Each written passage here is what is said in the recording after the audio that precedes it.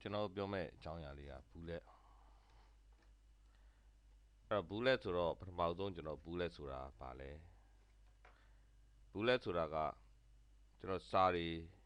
စီစဉ်တယ်စာစုတွေရိုက်နေတဲ့အခါမှာမိမိရဲ့နော်စာကြောင်းတွေစာပိုက်တွေမှာထူးခြားတဲ့ချက်လက်ကလေးတွေပါတဲ့အခါဒီထူးခြားတဲ့ချက်လက်တွေကို tip လေးအနေနဲ့ share နေပြီးတော့အမှတ်သားလေးတွေပြတာကိုကျွန်တော်ဘူးလက်လို့ခေါ်တယ်ဒါလေးတွေကဘူးလက်ကလေးတွေဟုတ်ပြီအဲ့တော့ဒါဘူးလက်အဲ့တော့နောက်တစ်ခုကဘူးလက်ဆိုတော့ဘူးလက်ပြုတ်လုခြင်းဘူးလက်ကိုကျွန်တော်ဘယ်လိုလုပ်မလဲ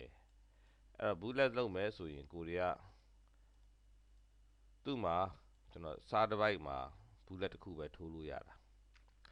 အဲ့တော့ကျွန်တော်အကြောင်းအရာတစ်ခုကိုရိုက်တယ်သူက paragraph တစ်ခုရဲ့ရှေ့ပါပဲဘူးလက်ထိုးလို့ရတာဖြစ်တဲ့အတွက်နောက်ကြောင်းနောက် paragraph ခွဲလို့ရှိရင်အဲ့ paragraph ရဲ့ရှေ့မှာဘူးလက်လာမှာဟုတ်ပြီအဓိကတော့ဆိုလိုချင်တာတော့ paragraph ဒီမှာပဲဘူးလက်ထိုးလို့ရမယ် paragraph တစ်ခုထဲမှာစာ2ကြောင်း3ကြောင်းလုပ်ပြီးတော့ဘူးလက်ထိုးလို့မရအောင်ဟုတ်ပြီဒါတွေဟာဒီစာကြောင်း4ကြောင်းဆိုရင်ကျွန်တော် under ခောက်ပြီးတော့ဆင်းထားတာဆိုတော့စာပိုက်4ပိုက်ဖြစ်သွားပြီစာပိုက်ခွဲထားတဲ့သဘောဒါဆိုရင်ကျွန်တော်4ကြောင်းလုံးမှာ paragraph အဲ့ဘူးလက်ပါဝင်တော့မှာဖြစ်တယ်အဲ့ဘူးလက်လုပ်မယ်ဆိုတော့ကျွန်တော်သွားလို့ရတယ်ဘယ်ကနေသွားမလဲဒီမှာဒါဘူးလက်ထိုးလိုက်တယ်နောက်တနေရာကကျွန်တော် type ထဲကနေပြီးတော့ bullets and numbers list ထဲမှာလည်း apply bullets ဟုတ်ပြီဒါ bullets ကျွန်တော်ထိုးလိုက်တာကဲနောက်တစ်ခုကကျွန်တော် bullet ပုံစံပြောင်းလဲခြင်း bullet ရဲ့ပုံစံပြောင်းလဲခြင်းဆိုတာရှေ့ဆုံးက bullet ပုံစံလေးတွေကိုကိုကြိုက်တဲ့ပုံထားလို့ရသလားဆိုရင်ထားလို့ရပါတယ်ဗျအဲ့တော့ဒါကိုကျွန်တော်ဘယ်လိုပြောင်းလဲမလဲဆိုတော့ကျွန်တော်တို့လိုအပ်ပါတယ် paragraph ဆိုတဲ့ဒီ box လေးကိုဖွင့်မယ်ဒီ box လေးကဘယ်ကနေဖွင့်သွားတယ်လဲဆိုတော့ window ထဲကနေပြီးတော့ types and tables အဲ့ထဲက paragraph order ရဲ့ control ရဲ့ t ရဲ့နှိပ်လိုက်ရင်ဒီ paragraph box လေးပွင့်လာမယ်ငယ်ပွင့်လာတဲ့ထဲမှာကျွန်တော်ဆောင်ရွက်မယ်ဒီတောင်လေးတွေက bullets and numbering အဲ့ bullets and numbering ဖွင့်လိုက်တဲ့အခါမှာမှပေါ်လာပြီဒီ list type ထဲမှာ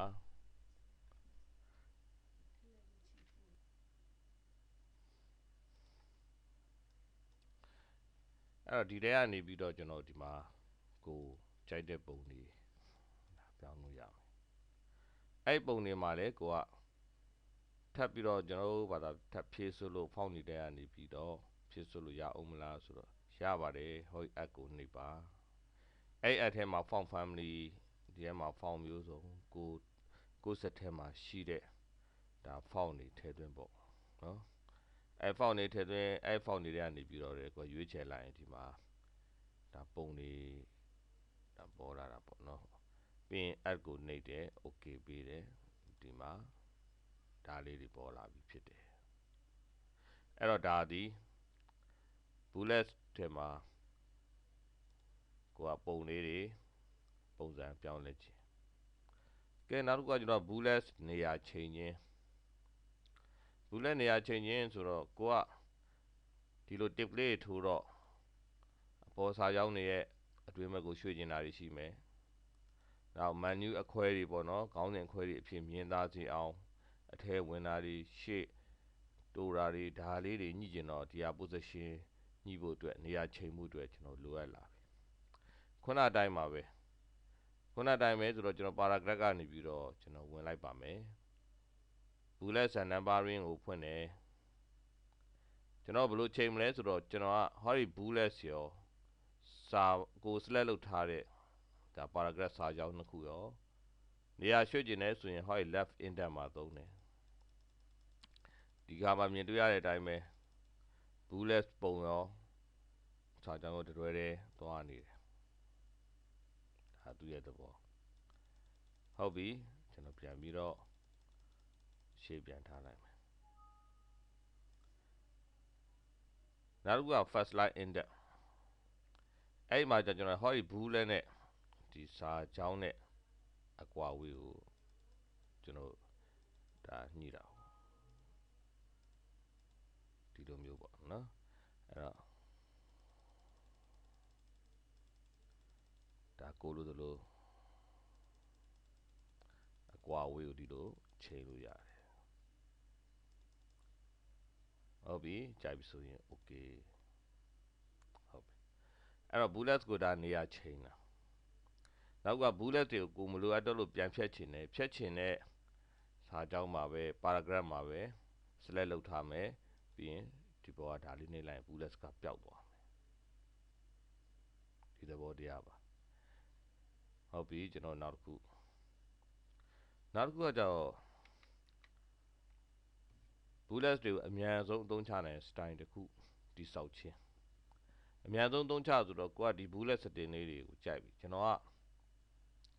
စာအုပ်ရိုက်နေတယ်စာအုပ်ရိုက်နေတော့အဲ့စာအုပ်တွေထဲမှာကိုအသုံးချတာ bullet နဲ့အသုံးချတာကို style တစ်ခုတည်းအဖြစ်ပဲဖြစ်စေခြင်းနဲ့အတူတူဖြစ်စေခြင်းနဲ့ထပ်ကတလဲအကွာဝေးညှိလိုက်ဟိုဟာညှိလိုက်ဆိုရင်ကို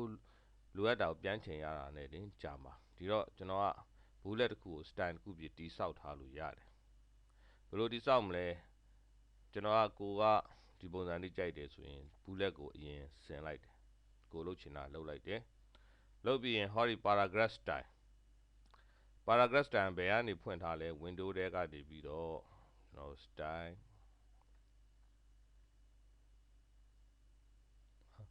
window ထဲမှာ style style နဲ့ကနေပြီးတော့ paragraph style ကိုဖွင့်လိုက်တာ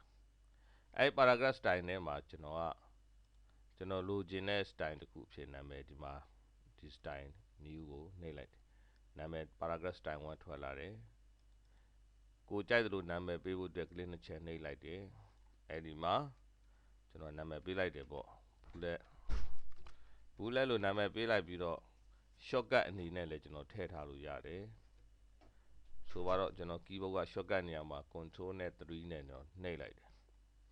အဲ့တော့ control နဲ့3နှိပ်လိုက်ရင်ဒီ bullet style ဝင်လာမယ်ပေါ့ဟုတ်ပြီအဲ့တော့ဒါကျွန်တော်စမ်းကြည့်တယ်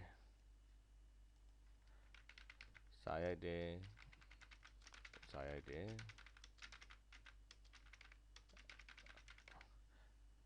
ဟောဒီသုံးခုကို tip လုပ်ချင်တယ် bullet လေးထည့်ချင်တယ် slash မှတ်တယ် control နဲ့3နဲ့လည်းနှိပ်လိုက်ရောကိုသတ်မှတ်ထားတဲ့ bullet ဝင်လာရောပေါ့ဒီလိုမျိုးအနေနဲ့လင်းမြန်စွာအသုံးချနိုင်တယ်ဟုတ်ပြီကျွန်တော်ကဒီမှာဒီလို style တစ်ခုတိဆောက်ပြီးတော့အဲ့ style တွေကိုပြန်ပြင်ကျင်တဲ့အခါပြင်လို့ရသလားဆိုရပါတယ်ကျွန်တော်ခုနပြုလုပ်ခဲ့တဲ့ bullet ရဲ့ style ကိုကိုယ်မကြိုက်လို့ပြင်ကျင်နေဆိုရင်ကလစ်နှစ်ချက်နှိပ်လိုက်တယ်ကလစ်နှစ်ချက် double click နှိပ်ပြီးတော့ bullet and numbering မှာပဲဒီမှာကို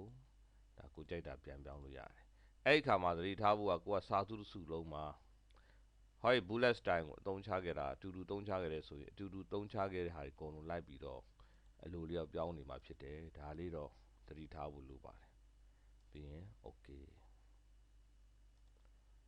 ဟုတ်ပြီအဲ့တော့ဒါ bullet နဲ့ပတ်သက်တဲ့